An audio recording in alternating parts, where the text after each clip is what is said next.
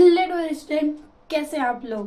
तो आशा करते हैं कि आप लोग अच्छे होंगे और अपने लाइफ को अच्छे तरीके से आप जी रहे होंगे।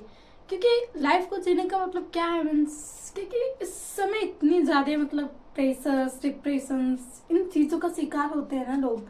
तो ये सारी चीज़ें कब आती है, जब हम निगेटिव थॉट रखते हैं। तो इसीलिए कभी भी हमने अपने लाइफ में, चाहे कोई भी फेज हो, चाहे आप स्टूडेंट फेज में हो, चाहे किसी भी फेज में, कभी भी अपने आप को निगेटिव थॉट से चूज नहीं मत देना। क्योंकि निगेटिव थॉट आएंगे ना तो फिर आप डिप्रेशन का शिकार होना निश्चित है। इसलिए कभी भी किसी भी चीज में नहीं, स्टडी को ही लेके नहीं, आप लाइफ में जो भी चीजें, भाई लाइफ एक स्टूडेंट की लाइफ केवल स्टडी से तो रिलेट सीमित है नहीं। उसको स्टडी तो उसका मेन है, लेकिन उसके अलावा भी उसको बहुत सारी चीजें करनी है। तो इसीलिए हमेशा हमें हर एक चीज की पॉजिटिविटी को लेनी चाहिए, ना कि उसकी नेगेटिविटी को। और जब हम अपने विचार को पॉजिटिव, सकारात्मक रख लिए, तो फिर हमारे लाइफ में कोई भी अगर असफलता भी आती है ना, तब भी हमें उतना दुख नहीं होगा। एकदम जैसे गीता में कहा गया है कि आप एकदम समान होने चाहिए, ना तो सुख से ज्यादा सुखी हो, ना तो दुख से ज्यादा दुखी हो। क्योंकि ये वक्त है भाई, सुख दुख दोनों चलते रहते हैं। तो इसीलिए अपने लाइफ को बहुत ही बैलेंस बना के, सकारात्मक सोच के साथ एंजॉय कीजिए, जीजिए। भाई एक ही लाइफ मिली है तो क्यों बोरिंग से जीना, उसको हमेशा हम इंटरेस्टिंग तरीके से, एंजॉय तरीके से जिएंगे। और वैसे ही स्टडी को भी हम इस इंटरेस्टिंग तरीके से पढ़ेंगे, हर एक चीजों को विजुलाइज करके पढ़ेंगे, रिलेट करके पढ़ेंगे, ताकि पढ़ाई में भी बोरिंग बिल्कुल भी ना हो। तो देखिए, आज हम पढ़ेंगे फिजिक्स का मोस्ट इंपॉर्टेंट टॉपिक, वैद्युत तीर्थ्रु आघूर्ण। तो सबसे पहले वैद्युत तीर्थ्रु पढ़ेंगे, फिर उसके बाद आघूर्ण देख लेंगे, जिसको इलेक्ट्रिक डाइपोल मोमेंट कहते हैं। तो केमिस्ट्री में भी आपने बहुत सारे फार्मूले तो लिखे होंगे, और जब फार्मूले लिखते हो और रिएक्शंस करवाते हो, तोड़ते हो, प्लस माइनस में तोड़ देते हो। और हम केमिस्ट्री में भी यूज करते हैं कि ये कंपाउंड पोलर है और ये कंपाउंड नॉन पोलर है। तो जिसमें डाइपोल बनते हैं उसे हम बोलेंगे पोलर है, जिसमें डाइपोल नहीं बनेंगे उसे बोलेंगे हम नॉन पोलर है। तो उसी तरीके से भाई कुछ इसमें भी है, क्योंकि केमिस्ट्री और फिजिक्स यही तो है आपकी लाइफ रियल। इससे में तो जी रहे हो आप, केमिस्ट्री से बने हो, फिजिक्स को यूज करके अपनी लाइफ को आप इंजॉय बना सकते हो। अगर सोचिए फिजिक्स ना होती तो आप साइकिल बाइक नहीं चला पाते, फिर आपको ऐसे पैदल भी चलना मुश्किल होता बिना फिजिक्स के। क्योंकि फिजिक्स के बिना हम लाइफ को नहीं जी सकते, और केमिस्ट्री बिना तो हमारी लाइफ ही नहीं है। तो इसीलिए इन दोनों सब्जेक्ट से आप दूरियां तो बिल्कुल भी मत बनाना, बस पढ़ना, समझ में तो आएंगे ही। तो सबसे पहले हम समझते हैं कि आखिर वैद्युत द्विध्रुव क्या होता है, फिर उसके बाद हम उसके आघूर्ण को भी देख लेंगे। तो इसके डेफिनेशन जब लिखनी हो तो आप लिख सकते हो सिंपल, एकदम कुछ भी नहीं है इसमें, कि यहाँ से दो समान परिमाण में तथा विपरीत आवेश जब एक दूसरे से अल्पतम दूरी पे रखे जाते हैं, तो जो स्ट्रक्चर बनता है उसे ही हम वैद्युत द्विध्रुव कहते हैं। तो आइए हम स्ट्रक्चर्स बना के देख ही लेते हैं भाई कैसा स्ट्रक्चर्स बन रहा है। तो हमें दो आवेश लेना है, दोनों आपका क्यू मान लो, ये नहीं कि हम एक Q1 और एक Q2 ऐसे डिफाइन कर रहे हैं, कुछ भी नहीं। परिमाण समान होने चाहिए, और ये आपका माइनस होना चाहिए, ये प्लस होना चाहिए, क्योंकि बोला गया है कि विपरीत आवेश लेना है। तो विपरीत का मतलब एक ऋणावेश, दूसरा धनावेश, और विपरीत चीजों में तो आकर्षण होती रहती है। आप भी अपनी लाइफ में ऐसा फील करते ही होंगे। तो अब इसमें देखिए, तो अब हम ये इन दोनों की इतनी दूरी पे रखिए, इस दूरी को हमने क्या कर दिया, ज्वाइंट कर दिया। अब ये दूरी कुछ भी हो सकती है, जैसे कि हम इस दूरी को मानते हैं कि ये दूरी हमारी 2L है। अब देखिए, ये एक स्ट्रक्चर बन गया, और इस स्ट्रक्चर को हम वैद्युत द्विध्रुव कहते हैं। कि ये दो पोल है, इसमें एक नेगेटिव पोल है तो दूसरा पॉजिटिव पोल है, और यही आपका एक द्विध्रुव बन गया। तो केमिस्ट्री में भी हम बहुत सारे पोलर कंपाउंड देखते हैं, जैसे कि आप लिखते हो HCl, तो थोड़ा सा इसको दूर लिखे तो ये इस तरीके से होता है कि ये आपका डेल्टा पॉजिटिव होता है और ये आपका डेल्टा नेगेटिव होता है। मतलब इधर से इलेक्ट्रॉन्स इधर शिफ्ट होते हैं, तो इसमें भी दो पोल जनरेट हो जाता है। अब इसी तरीके से HF लिख लो, बहुत सारे जो होते हैं कि जो कि आपके आयनिक कंपाउंड होते हैं वो पोलर ही होते हैं। तो अब हमने समझ लिया कि वैद्युत ध्रुव इस तरीके का निर्माण होता है। अब तो आप वैद्युत ध्रुव की डिफिनेशंस नहीं भूलोगे। अब हमें समझना है कि आखिर वैद्युत ध्रुव आघूर्ण क्या है। तो इसी में हम देखेंगे आघूर्ण क्या है। इन्हीं चीजों से तो हमें आघूर्ण भी समझ में आ जाएगा कि इसके में मोमेंटम क्या है। मोमेंट भी देखना है कि आखिर इसमें मोमेंट हम किसी भी मतलब आघूर्ण कैसे निकालेंगे। तो हमें दो आवेश दिख रहे हैं और इसमें कुछ दूरी दिख रही है। अब इन्हीं दोनों के टर्म में ही हमें क्या मिलेगा, वैद्युत द्विध्रुव आघूर्ण मिलेगा। तो हम कह सकते हैं इसके डिफिनेशन में कि विद्युत आवेश वैद्युत ध्रुव द्विध्रुव के आवेश Q व उनके मध्य दूरी कितना हमने माना है 2L के गुणनफल को ही वैद्युत द्विध्रुव आघूर्ण कहते हैं। वैद्युत द्विध्रुव आघूर्ण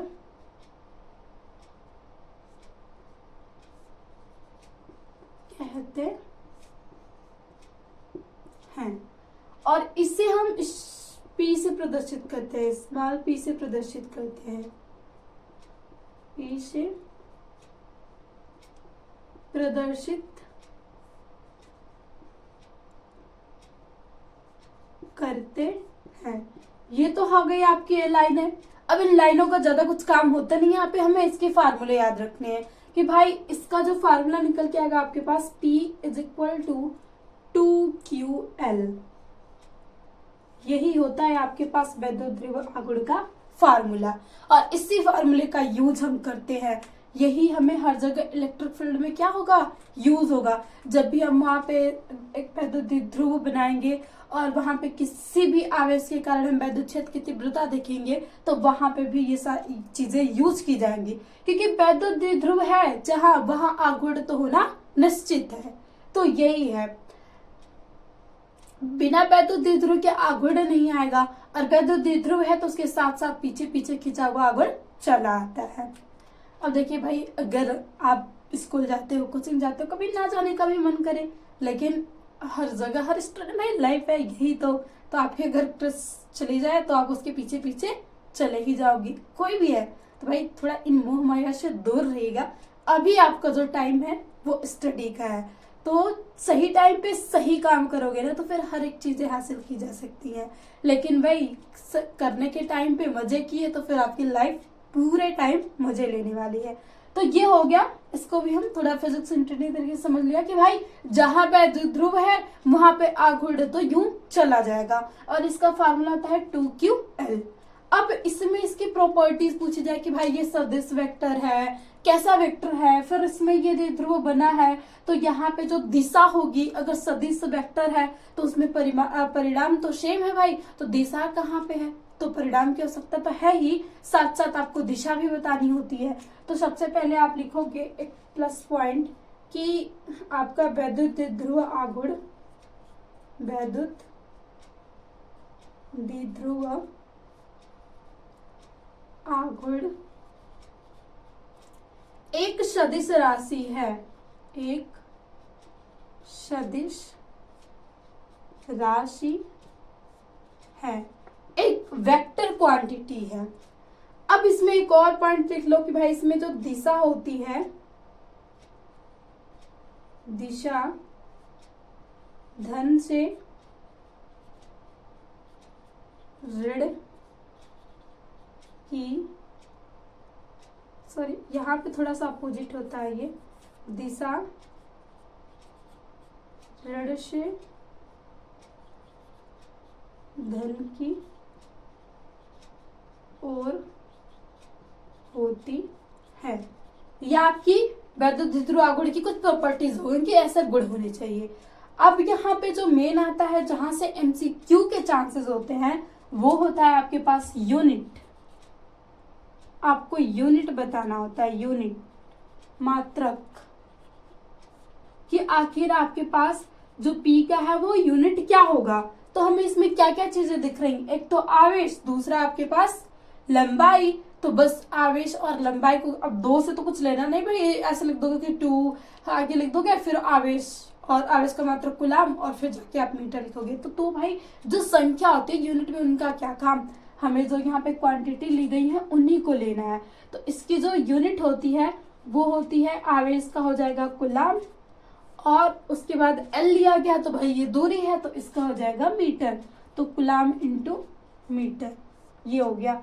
इसको हम ऐसे C और आप कैपिटल M लिखिएगा, ये नहीं कि C लिख दो और फिर नीचे स्मॉल m लिख दो, तो फिर सेंटीमीटर समझ जाएंगे लोग। तो आप दोनों को कैपिटल लिख लोगे तब यहाँ से बता सकते हो किलोमीटर इसकी क्या होती है, इकाई होती है।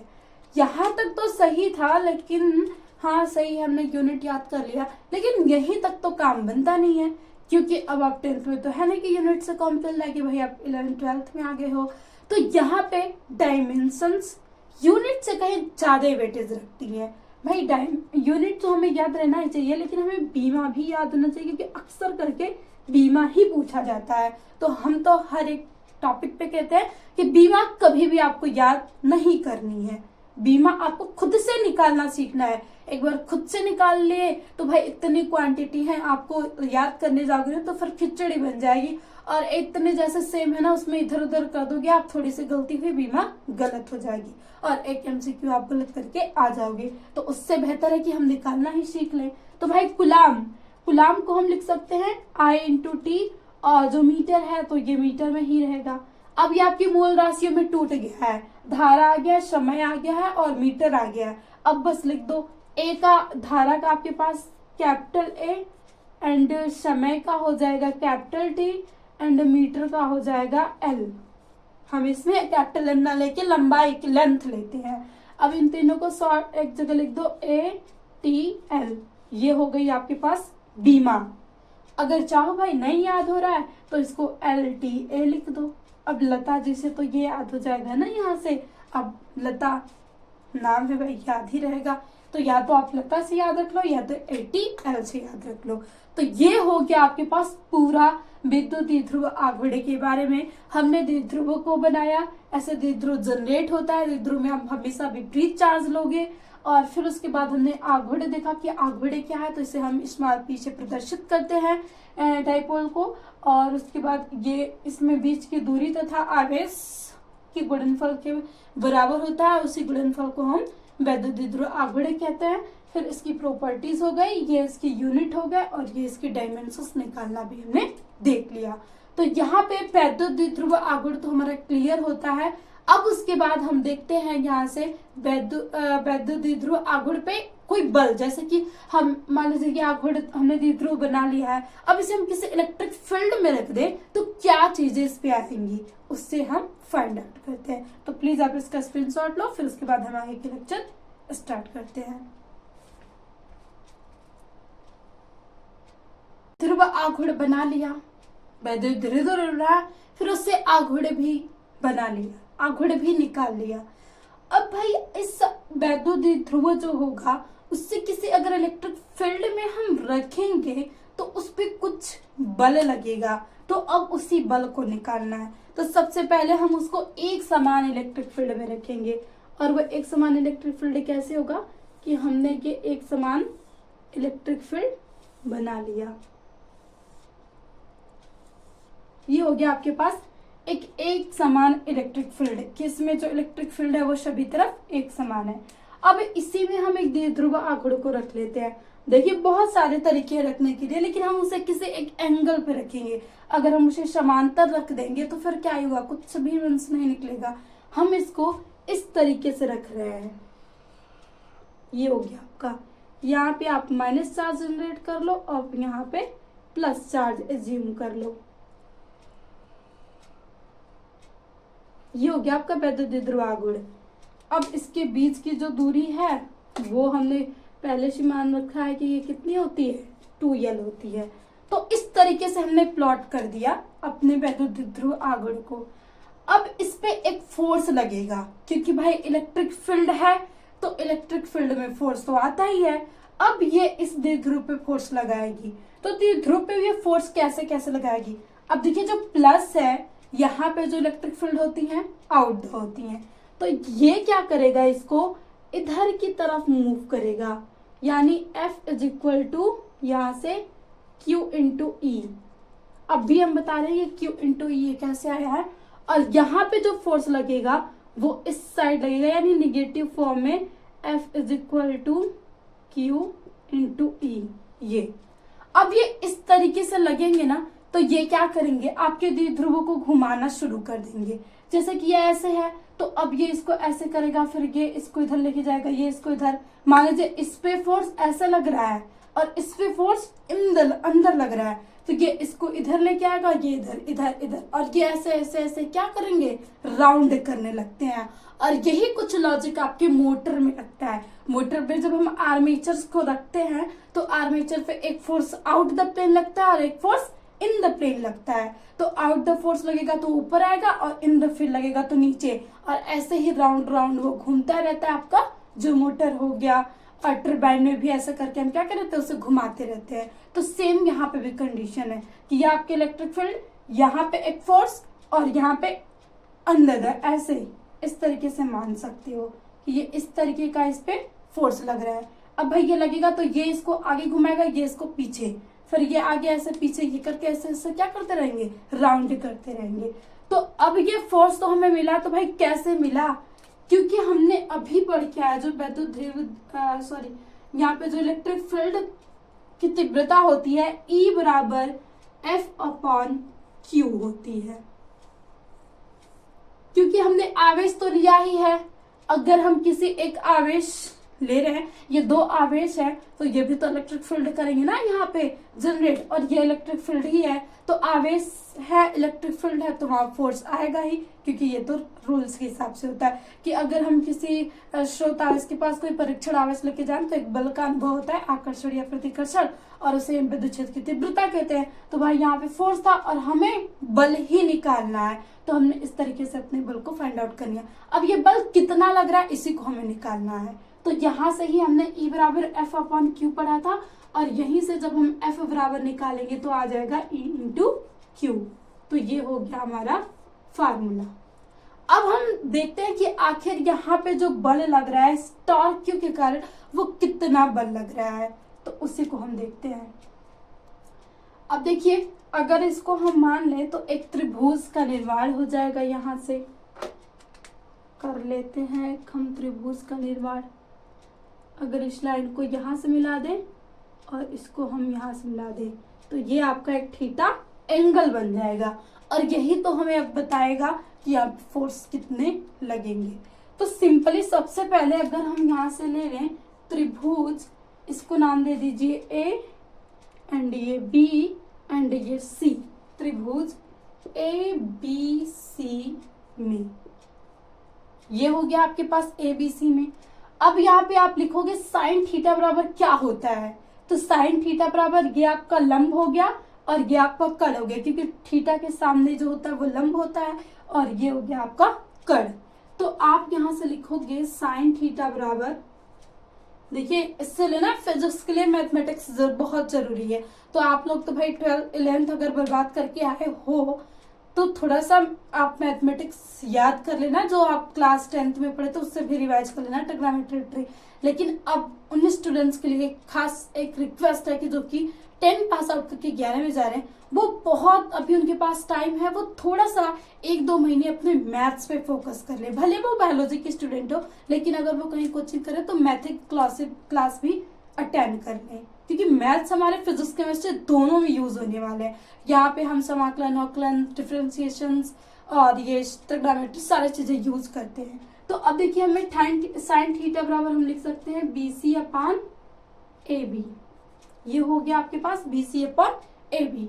अब इससे लिखिए तो भाई हमें इसमें दिख रहा है कि हमें AB का मान तो मिला हुआ है, तो हम AB के मान की जगह लिख सकते हैं, अगर हम BC को ऐसे ही छोड़ दें तो हम AB की जगह लिख सकते हैं 2L। अब आपका जो BC है वो लंबवत दूरी है, यहाँ से ये लंबवत दूरी ही तो ली गई है, तो आप BC ही बराबर निकाल लो। BC बराबर साइन थीटा इंटू 2L। ये आपके पास समीकरण नंबर 1 बन गया। अब यहाँ से जो बल लग रहा है ना, वो बल क्या होता है, तो यहाँ पे लिखिए किसी भी मतलब अगर हम द्विध्रुव बनाएंगे तो यही फोर्स जनरेट होगा, द्विध्रुव पर लगने वाला बल। और जो द्विध्रुव पे बल लगता है उसे हम टाउ से दिखाते हैं, तो ये होता है टाउ इज इक्वल टू बल गुणे लंबवत दूरी, लंबवत दूरी। ये हो गया कि किसी भी द्विध्रुव के कारण जो लगेगा ना, तो उसमें जो इसे हम टाउ से दिखाते हैं, किस पे जो आपका फोर्स लग रहा है, द्विध्रुव के कारण लगने वाला जो बल है उसे हम टाउ से दिखाते हैं, और ये होता है बल गुणे लंबवत दूरी। ये फोर्स कितना लग रहा है और इसके बीच की लंबवत दूरी है, उसी के गुणनफल को हम यहाँ पे बताएंगे कि द्विध्रुव पे इससे से फाइंड आउट होगा बल कितना है, और इस बल को हम टाउ से फाइंड आउट कर रहे हैं। अब लिख लो, बल तो हमें पता ही है कि F अपॉन कितना लग रहा है, Q इंटू E लग रहा है। लंबवत दूरी नहीं पता है, लेकिन लंबवत दूरी आपकी जो BC है, और BC का मान तो हमने निकाल के रखा ही है, तो यहाँ से आप लिख सकते हो टाउ बराबर F मल्टीप्लाई लंबवत दूरी क्या है आपकी BC। अब मान रख लो सभी का। अब यहाँ पे हम आ जाते हैं समीकरण 1 से BC का मान रखने पर, ये हो गया ना आपके पास। तो अब यहाँ पे आप जब रखोगे तो tau is equal to Q, क्योंकि F बराबर आपके पास क्या है, Q इंटू E, और जो लंबवत दूरी है आपके पास मल्टीप्लाई साइन थीटा 2L है, तो हमने छोड़ दिया, साइन थीटा 2L है। अब आप इसे थोड़ा सा अच्छे से लिखो तो लिख सकते हो E साइन थीटा 2QL। आप मतलब 2L Q को साथ में ला दोगे ना, तो इसका मान हमें पता है कि अभी अभी हमें वैद्युत द्विध्रुव है, तो भाई इसको हम P भी लिख सकते हैं, तो यहाँ से हम लिख सकते हैं, यहाँ पे साइन थीटा है, तो अब इसको थोड़ा सा और जनरेट करो, तो आप लिख सकते हो यहाँ से इस पूरे को हम P लिख देंगे, PE साइन थीटा। यहाँ पे लिखो चूंकि 2QL बराबर होता है स्मॉल p, जिसे कि हम वैद्युत द्विध्रुव कहते हैं। अब इसमें हम फिर साइन थीटा पे रोल्स लगा लेते हैं, कि आखिर साइन या तो रोल्स लगा लें या तो इतना ही तक हम छोड़ देंगे, क्योंकि हम इसे अलग अलग थीटा पे रख सकते हैं। कभी थीटा, ये देखिए यहाँ पे मतलब ये मतलब हम कभी से 90 डिग्री पे प्लॉट कर देंगे ऐसे, कभी 0 डिग्री पे, कभी 180 डिग्री पे, कभी 60, मतलब किसी भी एंगल पे प्राप्त कर सकते हैं। तो इसे जब भी हमें ये निकालना होगा, यानी आपका जो फार्मूला जाएगा टाउ बराबर PE साइन थीटा, तो आपको एंगल का मान जरूर कुछ ना कुछ देगा कि हाँ आपका जो इलेक्ट्रिक फील्ड में कितने एंगल पे रखा गया है आपका। अब यहाँ से बात आती है कि अब भाई इसका मतलब वो भी निकालो, यूनिट एंड डायमेंशंस निकालो। तो हमें लग रहा है कि भाई बल है तो बल कहाँ ही बदलता है, कुछ कोई भी बल हो, आज तक तो उसकी यूनिट हमने न्यूटन ही पढ़ते आए हैं। लेकिन अभी आपने देखा कि ये जो द्विध्रुव पे लगने वाला बल होता है ना, वो बल गुणे लंबवत दूरी होता है। अब यहीं से हमारी यूनिट भी आ जाएगी एंड बीमा भी आ जाएगी। इनके चक्कर में तो हमें पढ़ना ही नहीं, पढ़ेंगे फिर भी आएगा वही, लेकिन क्यों ही पढ़ना, हमें तो आसान तरीके ही लेने होते हैं। तो आपकी जो टारक्यू का यूनिट मात्रक जो होगा वो हो जाएगा आपका बल का मात्रक कितना होता है न्यूटन, और इंटू लंबवत दूरी आपकी मीटर, तो ये हो जाती है आपके न्यूटन मीटर यूनिट। अब उसके बाद यहाँ से जब हम बीमा देखेंगे तो न्यूटन की बीमा तो हमने निकाल के रखा है, और वैसे अगर नहीं निकालेंगे फिर से निकालेंगे तो वही F इंटू ए सॉरी ए बराबर M इंटू ए, एम का कैपिटल M, और L इंटू टी पे -2। तो यहाँ पे जब रखोगे तो M बल की जो होती है L टी पे -2, एंड जो M है भाई इसकी भी तो L ही होगी, तो यहाँ से ये एक और L आ जाएगा। तो जब इसकी यूनिट आप लिखोगे तो M एल स्क्वायर टी पे -2। तो ये हो जाती है आपकी डायमेंशन, बीमा हो जाती है इसकी। अगर आप चाहो यहाँ से निकालना ना यूनिट अब इसके हिसाब से, तब भी आपकी कुछ ऐसी आएगी, क्योंकि फिर वही रखोगे। आपके पास E बराबर होता है F/Q और P बराबर होता है Q इंटू M, होता है ना यहाँ से। तो गुलाम से गुलाम कैंसिल आउट हो जाएगा और ऊपर आपका बचेगा न्यूटन मीटर। तो वहां से भी जो आपकी इकाई आएगी, देखिए कैसे कहा जा रहा है कि अगर हम इससे निकालें तो हमें पता है कि P बराबर होता है 2QL एंड गुड़े F/, यहाँ से Q होता है। इस Q से ये Q कैंसिल आउट भाई, ये तो हमें लेना ही देना ही नहीं। तो ये अगेन क्या है आपके पास F इंटू एल। तो वही इसकी जगह रखेंगे तो फोर्स की N और इसकी जो हो जाएगी M। तो यहीं से आ गया ये वाली सेम कंडीशन। तो कोई भी हो, या तो आप यहाँ से रख लो या तो ये जो फार्मूला आया उससे रख लो भाई। जब हमने लॉजिक सेम लगाया है, इसी चीज को रूप बदला है ना, तो कुछ डिफरेंस तो होगा नहीं कि अगर हम यहाँ से निकालें तो कुछ और ही आ जाएगा और यहाँ से निकालें तो कुछ और ही आ जाएगा। या आपको इसी को हिंदी में लिखा गया और ये आपने निकाला है कि आपकी टार्क्यू कितना लग रहा है, कि हम कैसे निकाल सकते हैं। तो ये होता है आपके पास टार्क्यू का फार्मूला। और ये याद रखिएगा कि अगर इस पे आपका ये डेरिवेशंस नहीं पूछता है तो सवाल तो 100% गारंटी है कि जरूर आते हैं टार्क्यू से। इस पे क्वेश्चन मैक्सिमम बार देखेंगे हैं, मैक्सिमम ईयर देखे गए। तो इसलिए आज हमने इसका डेरिवेशन किया, तो इस फार्मूले को अच्छे से 1-2 बार और भी आप डेरिवेशन कर लेना, अच्छे से समझ लेना। और फिर जब हम न्यूमेरिकल प्रैक्टिस करेंगे तो उसमें भी हम इसके बेस्ट पे न्यूमेरिकल्स देख लेंगे। तो आज के सेशंस में हमने देखा वैद्युत द्विध्रुव आघूर्ण तथा वैद्युत द्विध्रुव आघूर्ण, मतलब अगर उसे एक समान फील्ड में रख दे तो उसमें बल कितना लगेगा, तो लगने वाला बल भी हमने क्या कर लिया, फाइंड आउट कर लिया। तो आज की क्लास में इतना ही। अभी हम बहुत ज्यादा नहीं, अभी मतलब अगर हम रेगुलर पढ़ते रहे ना तो हम बहुत आसानी से अपने सिलेबस को कवर कर लेंगे। और ऐसे भी हम टॉपिक देखेंगे तो 2-3 से 4 महीने लगेंगे कवर करने। फिर उसके बाद हम 1 शॉट, फिर मोस्ट इंपॉर्टेंट सेशंस, ये सारी चीजें आती रहती है और आपके बोर्ड में एकदम परफेक्ट तैयारी होगी रहेगी। बस आप हमारे साथ बने रहिए। और एक रिक्वेस्ट है आप लोगों से कि प्लीज ज्यादा से ज्यादा शेयर करिए अपने दोस्त, अपने फ्रेंड्स जो भी हैं जो कि क्लास 10-12 में पढ़े हैं, कहीं कोचिंग नहीं जा पा रहे हैं, तो अगर उन्हें क्लास शेयर करोगे तो उनकी बहुत अच्छे तरीके से पढ़ाई हो जाएगी। हम अपनी पूरी कोशिश करेंगे कि उन्हें हर एक टॉपिक अच्छे से समझा सकें। और प्लीज़ अगर आपको सेशंस अच्छा लगे तो एक लाइक शेयर कर दीजिएगा और एक प्यारा सा कमेंट्स जरूर लिखिएगा कि आपको क्लास सेशंस में क्या अच्छा लगा और फिर कौन सी चीज़ें नहीं समझ में आई, उस चीज़ों को भी आप लिख सकते हो। जो भी आपके पास डाउट हो हम आपके डाउट जरूर क्लियर करेंगे। तो इसी के साथ इस सेशंस का करते हैं एंड और मिलते हैं आपके साथ नेक्स्ट क्लास में।